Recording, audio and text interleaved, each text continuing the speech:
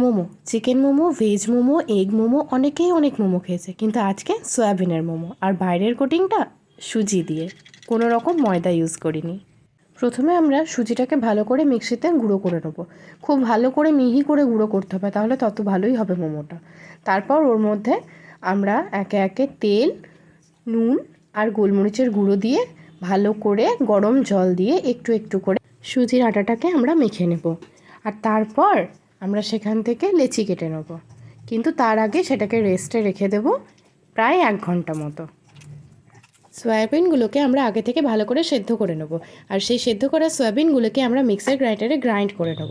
ঠিক অফ থেকে লোতে একবার, আবার অফ থেকে লোতে একবার, খুবই অল্প সময়ের জন্য, জাস্ট 2-3 সেকেন্ড গ্রাইন্ড করে নিলেই হয়ে যাবে।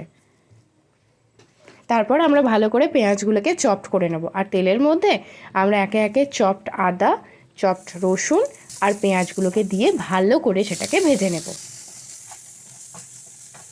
পেঁয়াজ ভাজা হয়ে গেলে তার মধ্যে আমরা একে একে হলুদ, জিরের গুঁড়ো, ধনের গুঁড়ো আর নুন দিয়ে ভালো করে ভেজে নেব।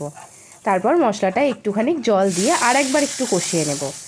কষানো হয়ে গেলে আমরা সেখানে ওই গ্রাইন্ড করা সয়াবিনগুলোকে অ্যাড করে ভালো করে ভেজে নেব, অনেকক্ষণ ধরে ভাজবো। ভাজা হয়ে গেলে আমরা তার মধ্যে একে একে গোলমরিচের গুঁড়ো যোগ করব। আর গোলমরিচের গুঁড়ো দেওয়ার পর আর একটু ভেজে নেওয়ার পর আমরা ওখানে একটা স্পেশাল মশলা অ্যাড করব, আর সয়া সসও অ্যাড করব। আর স্পেশাল মশলাটার মধ্যে রয়েছে ধনে, জিরে, মৌরি আর দারচিনি, এলাচ গুঁড়ো। শেষে আমরা লেবুর রস দিয়ে নামিয়ে নেব।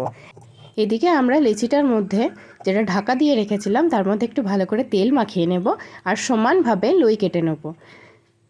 তারপর সেগুলোকে একটু ভালো করে তেল মাখিয়ে নেব। তেল মাখিয়ে নেওয়ার পর খুবই পাতলা করে আমরা সেটাকে বেলবো। বেলার পর তার মধ্যে আমরা আমাদের ওই সয়াবিনের পুরটাকে দিয়ে ঠিক যেমনভাবে আমি দেখিয়েছি এইভাবে, সব থেকে ইজি ওয়েতে এরকমভাবেই মোড়ানো যায়। আপনারা চাইলে একটু অন্যরকমভাবেও মোড়াতে পারেন, অন্যরকম শেপও দিতে পারেন।